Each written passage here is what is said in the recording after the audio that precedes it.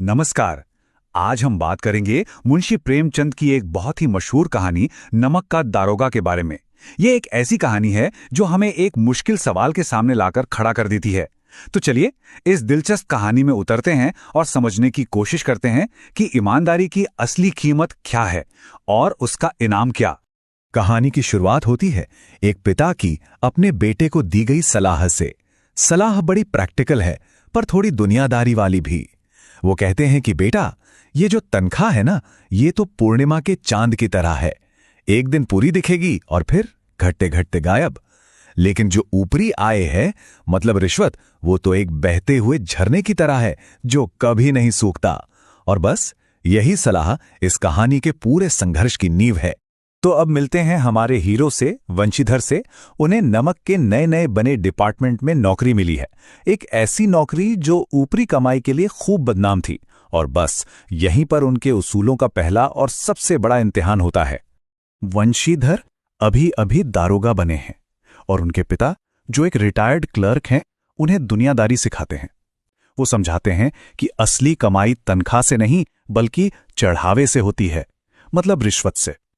ये सलाह भले ही थोड़ी गलत लगे, पर उनके हिसाब से यही दुनिया का सच था।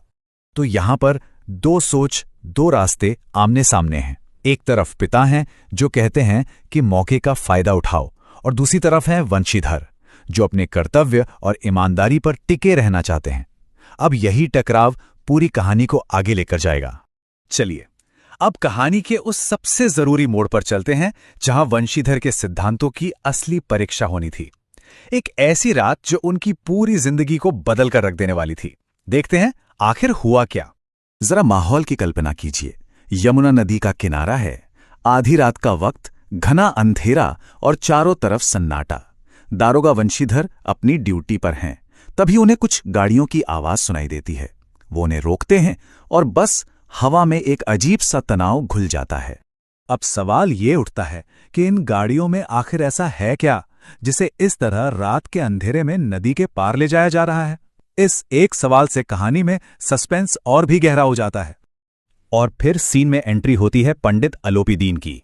वो कोई मामूली आदमी नहीं है, उस इलाके के सबसे अमीर, सबसे ताकतवर इंसान। एक ऐसा इंसान जिसे लगता है कि पैसा और रुतबा हर चीज से ऊपर है, यहां तक कि कानून से भी। उनकी नजर में तो हर ईमान बिकाऊ है। अब देखिए कि वंशीधर पर दबाव कैसे बनाया जाता है। पंडित अलोपीदीन उनकी ईमानदारी का सौदा करने लगते हैं। पहले 1,000, फिर 10,000 और जब बात नहीं बनती तो सीधे 30,000 रुपए की पेशकश करते हैं। और याद रखिए, उस जमाने में ये बहुत बहुत बड़ी रकम हुआ करती थी। लेकिन वंशीधर, वो तो अपनी जगह से टस से मस नहीं होते। उनका ये एक डायलॉग ही उनके पक्के इरादे को दिखा देता है। वो इतनी बड़ी रिश्वत को ठोकर मारकर उस इलाके के सबसे पावरफुल आदमी को गिरफ्तार करने का हुक्म दे देते हैं। ये सच में एक बहुत बड़ी हिम्मत का काम था। तो अब कहानी के अगले हिस्से में चलते हैं। देखते हैं कि इस भ्रष्ट सिस्टम में वंशीधर की ईमानदारी का क्या अंजाम होता है। क्या हमेशा की तरह इस बार भी सच्चाई की जीत होगी या फिर कुछ और?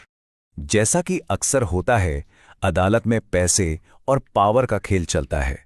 वकील, अधिकारी, गवाह सब बिक जाते हैं।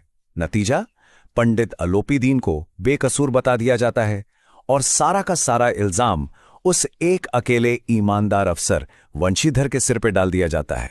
इसके बाद वंशीधर को हर तरफ से ताने सुनने पड़ते हैं। लोग उन्हें मूर्ख कहते हैं, यहां तक कि उनके अपने पिता भी उन्हें कोसते हैं कि क्यों इतनी बड़ी रकम को लात मार दी। सोचिए, वो अपनी ही उसूलों की दुनिया में बिल्कुल अकेले पड़ जाते हैं। और ये देखिए, ईमानदारी की सजा, अपनी ड्यूटी को पूरी लगन से करने का इनाम ये मिलता है कि वंशीधर को नौकरी से ही निकाल दिया जाता है। मतलब 1 हफ्ते के अंदर बर्खास्तगी का ऑर्डर उनके हाथ में आ जाता है। तो अब ये सवाल मन में उठता है, क्या ईमानदारी पर चलना बेकार था? क्या अपने उसूलों पर टिके रहने की इतनी बड़ी कीमत चुकाना सही है? क्या वंशीधर का बलिदान एकदम व्यर्थ चला गया? लेकिन रुकिए, कहानी अभी खत्म नहीं हुई है। अब आता है कहानी का वो मशहूर ट्विस्ट जो इस कहानी का मतलब ही बदल देता है। 1 हफ्ता बीत चुका है। वंशीधर टूटे हुए और निराश बैठे हैं। तभी उनके दरवाजे पर एक शानदार रथ आकर रुकता है। उसमें से कौन उतरता है? पंडित अलोपीदीन। हर कोई सोचता है कि वो या तो बदला लेने आए हैं या फिर वंशीधर का और मजाक उड़ाने। लेकिन अलोपीदीन के मन में कुछ और ही था। उनके चेहरे पे गुस्सा नहीं, बल्कि एक तरह का सम्मान था। वो वंशीधर के न बिकने वाले ईमान से बहुत ज्यादा प्रभावित थे। उन्होंने माना कि वंशीधर ने उन्हें हरा दिया, कानून की ताकत से नहीं, बल्कि अपनी ईमानदारी की ताकत से। अलोपीदीन कितने बदले थे, इसका अंदाजा उनके ऑफर से लगाया जा सकता था। उन्होंने वंशीधर को अपनी पूरी जायदाद का मैनेजर बनाने का ऑफर दिया, एक ऐसा पद जिसमें इज्जत भी थी, पावर भी और पैसा भी। जरा सोचिए, उन्होंने अपनी सारी दौलत उसी आदमी के हवाले कर दी जिसने उन्हें गिरफ्तार किया था। और वंशीधर का जवाब देखिए। वो इस सम्मान से इतना हैरान हो जाते हैं कि विनम्रता से कहते हैं कि वो इस बड़े पद के लायक नहीं है। ये बात साफ दिखाती है कि उन्होंने जो भी किया वो किसी इनाम के लिए नहीं किया था। अलोपीदीन की ये आखिरी बात इस पूरी कहानी का निचोड़ है कि सच्ची ईमानदारी बहुत कीमती होती है और देर से ही सही उसकी पहचान जरूर होती है, भले ही ये पहचान किसी ऐसे इंसान से मिले जिसकी उम्मीद भी ना हो। और आखिर में ये कहानी हमें इस एक जरूरी सवाल के साथ छोड़ जाती है कि आज की दुनिया में अगर धन और ईमानदारी में से किसी एक को चुनना पड़े तो किसकी कीमत ज्यादा है। ये सोचने पर मजबूर करती है कि हमारे अपने जीवन में जब फायदे और उसूलों में टकराव होता है तो हम किसे चुनते हैं और क्यों। इस पर एक बार जरूर सोचिएगा।